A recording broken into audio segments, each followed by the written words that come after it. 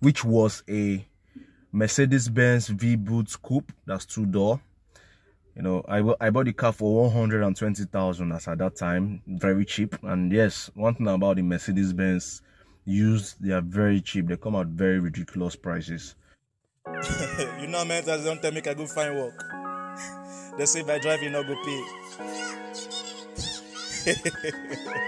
I'm on a very long trip, all the way from Diamond Station, go to do down to Diamond State, Igondo. Wow, what a coincidence. Hey, what's up guys? What's up all the wonderful drivers, all the wonderful passengers? You guys are welcome to the Driverpreneur channel. My name is Ehima Otabo, aka the Driverpreneur. I'm a full-time rideshare driver. Rideshare, I do Uber and Bolt, and I have been driving in the city of Lagos State, Nigeria for roughly 2 years. And in this channel, I share my experience as a driver. I share my experience as regards car maintenance. I share my experience, you know, with anything around the rideshare industry. I also give updates on the rideshare industry. I share this experience in the intent to help other drivers or prospective drivers, you know, to learn from my own personal experience and apply some of my experience to, you know, giving them as a guide to starting up their driving career. So if this is your first time coming across my channel, or you've been watching my videos in the past, please, it just takes 1 second, hit on that subscribe button and turn on bell notification. This way you get notified every time I come up with new video. Yes, so today I'll be talking about why I use the Mercedes-Benz. A true confession from a driver that has been driving this same car, the Mercedes-Benz C320 4MATIC, for about 3 years. I've been driving this car for roughly, and I want to talk about this, you know, and tell you guys my chronic disease of lack of maintenance culture, which is almost like an African thing, like a Nigerian thing, you know. So guys, stay tuned and enjoy this video. Yes, brief history. In what year exactly? 2013, I got my very first Mercedes-Benz. I actually bought it with my own money that I saved, which was a Mercedes-Benz V-Boot Coupe. That's 2-door. You know, I bought the car for 120,000 as at that time, very cheap. And yes, one thing about the Mercedes-Benz used, they are very cheap. They come at very ridiculous prices, you know. For the obvious reason, not everybody really want to buy it, because everybody has a notion of it's an expensive car. It's for the, you know, the top class people in the society. Well, my very first experience with the Mercedes was when I was a kid. My dad, maybe I'll introduce you guys to my dad, or I'll introduce my dad to you guys, whichever way. Started with a Peugeot 406. Yes, started with the Peugeot 406 for his driving. He was a taxi. He's still a taxi driver. He drives in the airport as an airport cabman.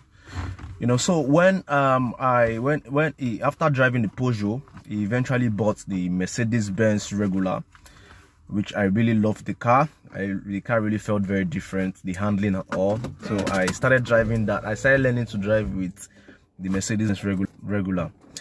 And my experience with the car was very fantastic. It never broke down on me, and I got so used to it. And my dad also fell in love with the car, and, you know, proceeded in buying the Mercedes-Benz 190, which was also a very fantastic car. He also proceeded to buy the two other regular Mercedes, because he was really into the driving thing, and eventually also bought the V-Boot and also bought the V-Boot padded. And so I've always been around this car brand, this Mercedes car brand. And my experience with the car, you know, from inception was really a pleasant one. So when I was able to raise 120,000, many years passed after I drove his own car, I went to the market. I was searching for a car to buy. Then I saw this coupe Mercedes, you know, covered in dust, you know, abandoned. And I inquired. I said, if this car is here for this long, this person would want to sell this car. So I inquired and met the owner, which was a pastor at that time. So I asked him how much he was willing to sell. He told me 150,000. I was able to negotiate, and he sold the car to me for 120,000, which was ridiculously cheap. You know, there was no battery in the car. We had to get a battery, and on starting the car starts. I drove the car home, you know, cleaned the car, I did the oil change, do some couple of little, touch here and there. And then the car was fully on the road. I was driving every day to work with the car, going to club with my friends. And I had a very pleasant experience with the car. Fast forward many more years later, I, got a job, was working and all, was able to still save some money. Then I said, okay, I want to buy a car. And as at that time, the car that was in vogue was the Toyota Corolla. Everybody was buying that car. So yeah, I said, okay, let me try something for a change. Then I went to the market with my money. As at that time, I had 1 million naira. I said, okay, I wanted to buy a car of 1 million naira. Then I went to the market and I was observing and noticing that most of the Toyota I was seeing was way above my budget. It was about 1.6, 1.7 million. And coughing out another extra 700,000 was not in my plan. So I said, okay, let me explore Mercedes. So I started looking out for Mercedes Benz. Then I saw this beauty. It was love at first sight. When I entered the car, I was like, wow, this is very different from all the car test drive. It gave me that same feeling I felt, driving the regular and then the V-Boot and then the 190. And the price was very cheap. 1.2 million, or like 200,000 is not far for this kind of luxury that we enjoy. So I raised extra 200,000 and I purchased this car. That's about 3 years ago, and it's just, I don't know, maintaining the car, without a job, having to drive and depend on it for my full income was not that easy, because as the money come, according to MI, money slow to enter, money quick to go. I just kept on using the car, and using the car, and then the car just keep falling apart and falling apart and falling apart. So right now I am stuck in serious suspension maintenance demand from the car, and I really don't know where to start from, but I'll definitely start from somewhere. Yesterday was Saturday, and while I was driving, I started hearing a noise from the right side of the leg. Like when I move at around 20 miles per hour, it makes like, I was so scared because it was at night, and having a breakdown in a city like Lagos can be very dangerous.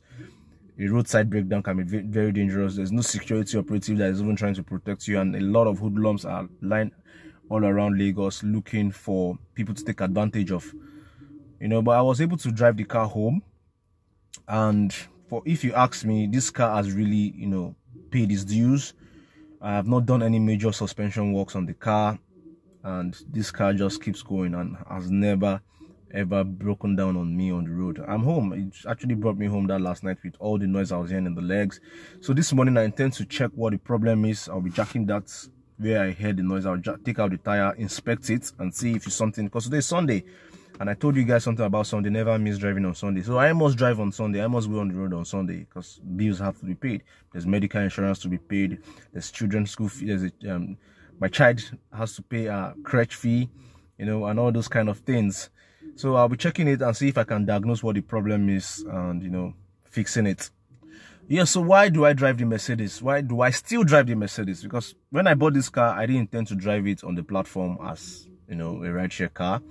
But I still drive it up to date. And why do I still keep driving it? Despite not, ignoring the car in terms of maintenance, this car just keeps going. And it makes life very easy for me, as we have an onboard diagnostic. Most of the time when my oil shorts, it tells me on my dashboard. If I have any issue, it tells me on my dashboard. For somebody like me that is not too, routine, I don't like routines. I get very bored with routines. Waking up every morning to check my engine level, check my water level, check all those things, to be honest with you, not really my thing. This car is quite very electronical. This car is quite electrical, so it gives me all the the malfunctions on my clutter board, which is very fantastic and helps me to make up for my shortfall in maintenance. I get heads up anytime anything is wrong with my engine. I get it right on my dashboard. The suspension is the rugged. Mercedes-Benz suspension is the most rugged suspension I've ever seen in a car. Like, I've entered my other people's vehicle, other brands, even Passat, Toyota and the rest, and cars that are having as low mileage as even 100 or 90.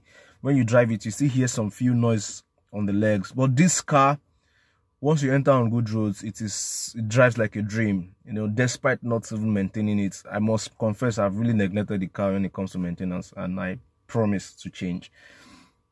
Very, very rugged suspension, very rugged electricals. Everything in this car still works. You know, that's why I still keep the car. I've never had any breakdown on the car or major problem at all, so I'm still keeping it. And what I'm going to do with the car in the next couple of months or years, I'm not very sure. Let's still see how events unfold. So let's head out and check what the problem is. I really need to know what the problem is. I must be on the road before 10 marks, so I can maximize my day and come home. You know, a lot of bills have to be paid.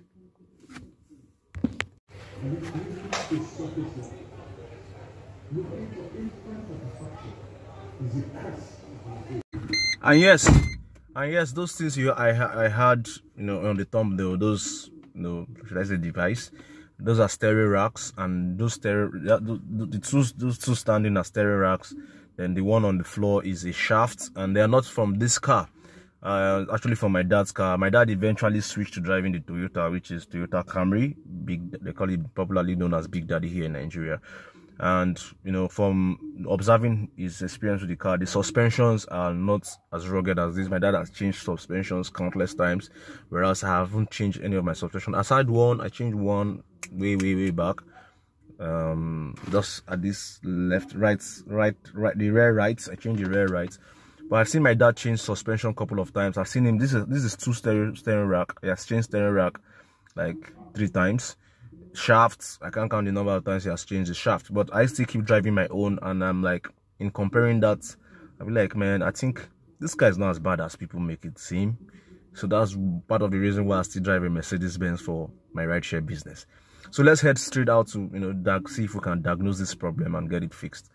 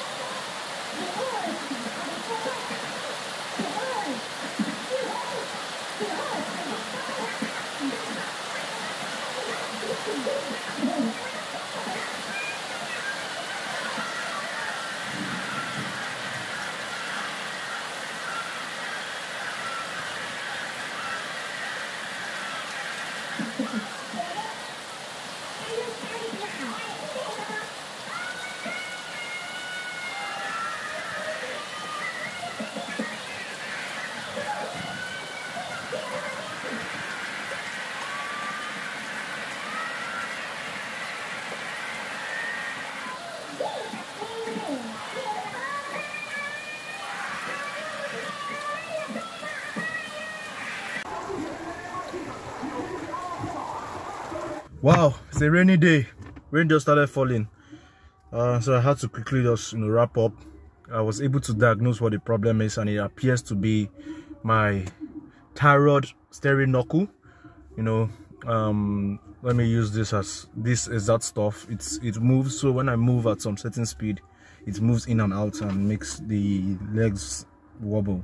But if you can balance your wheel, the way you hold your wheel, you can be able to control that vibration. So I need to change that ASAP. However, that's not going to stop me from going out to work today. So I'm just going to go inside straight up and take a shower and hit the road.